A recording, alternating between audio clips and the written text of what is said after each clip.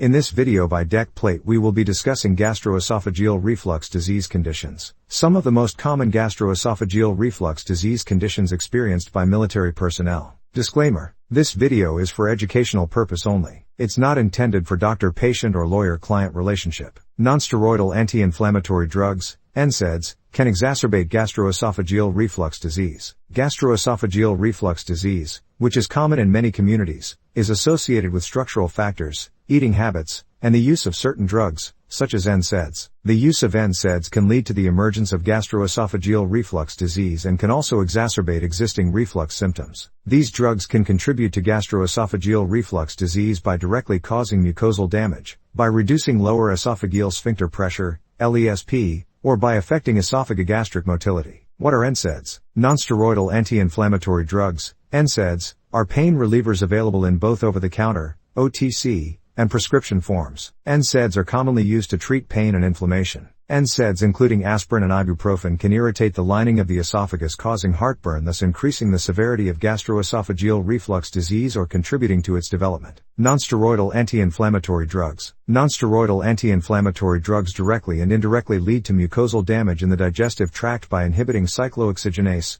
COX, enzymes and increasing gastric acid secretion. They reduce LESP and delay emptying of the stomach. Also, these drugs exacerbate reflux symptoms. When reflux patients using NSAIDs are given proton pump inhibitors, PPIs, gastrointestinal tolerance is improved. The prevalence of gastroesophageal symptoms has been found to be 1.7 times greater in patients using NSAIDs on a regular basis than in patients not using these drugs. Nonsteroidal anti-inflammatory drug-associated upper gastrointestinal damage. The damage of gastric and duodenal mucosa caused by NSAIDs has been widely studied. These upper GI side effects include troublesome symptoms with or without mucosal injury, asymptomatic mucosal lesions, and serious complications, even death. About 30 to 50% of NSAID users have endoscopic lesions, such as subepithelial hemorrhages, erosions, and ulcerations, mainly located in gastric antrum, and often without clinical manifestations. Generally, these lesions have no clinical significance and tend to reduce or even disappear with chronic use, probably because the mucosa is adapted to aggression. On the contrary, up to 40% of NSAIDs users have upper GI symptoms, the most frequent being gastroesophageal reflux, regurgitation and/or heartburn, and dyspeptic symptoms, including belching, epigastric discomfort, bloating, early satiety and postprandial nausea. The onset of these symptoms seems to vary depending on the type of NSAID. COX-2 selective inhibitor, celecoxib, is associated with less symptomatic ulcers, endoscopically detected ulcers and discontinuations for GI adverse events compared with NSAIDs, naproxen, diclofenac, ibuprofen and loxoprofen. Unfortunately, these symptoms are not predictive of the presence of mucosal injury. Approximately 50% of patients with symptoms have no mucosal lesions. However, greater than 50% of users with serious peptic ulcer complications had no previous warning symptoms. The most important upper GI side effects are the occurrence of symptomatic and/or complicated peptic ulcer. NSAID-related upper GI complications include bleeding, perforation and obstruction. About 1 to 2% of NSAID users experienced a serious complication during treatment. The average relative risk of developing uncomplicated or complicated peptic ulcer is 4-fold and 5-fold in NSAIDs users compared with non-users. The risk is suggested to be higher during the first month of treatment, but remains elevated during the intake and 2 months after stopping therapy. In many cases, the first evidence of NSAID toxicity is a GI complication. That is the main reason to say that prevention therapies should be implemented based on the presence of risk factors and not after the occurrence of dyspeptic symptoms. GI complications of NSAIDs and their presentation. NSAIDs are second to Helicobacter pylori infection in causing peptic ulceration in the upper GI tract. They cause mucosal injury due to cyclooxygenase, COX-1,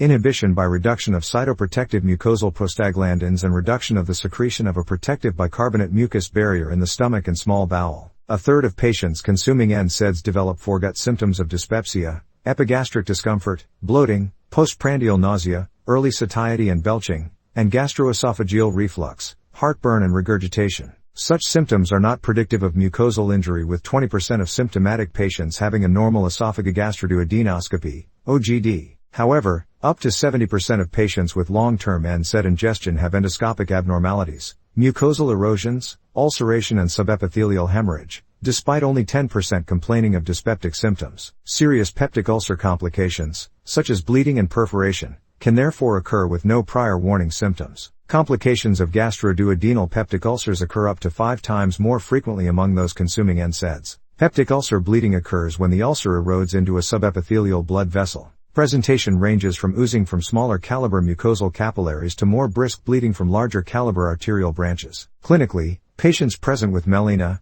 hematochezia and/or hematemesis, a fall in hemoglobin and rising urea as blood is digested to protein and metabolized to urea within the liver. Hypovolemic shock is not uncommon, especially in cases with a delayed presentation or sudden erosion into a prominent vessel. Shallow mucosal erosions and ulceration can also result in bleeding of the upper, mid and lower GI tract causing iron deficiency and anemia. Deep ulceration not otherwise presenting as bleeding can also be complicated by perforation. Perforated peptic ulcers secondary to NSAIDs occur more commonly in the stomach than duodenum, and are associated with higher than recommended doses of NSAIDs. Chronic inflammation secondary to NSAID use can result rarely in small bowel obstruction secondary to diaphragm formation. These diaphragms are short web-like fibrostenotic segments of the small bowel which are not easily seen on computed tomography and classically described with NSAIDs, which can also, however, cause longer strictures indistinguishable from those due to Crohn's disease. Patients often present with intermittent cramping, abdominal pain and anorexia over a period of time, with a distant history of NSAID use. Thank you for watching our video. Please don't forget to subscribe and like our videos.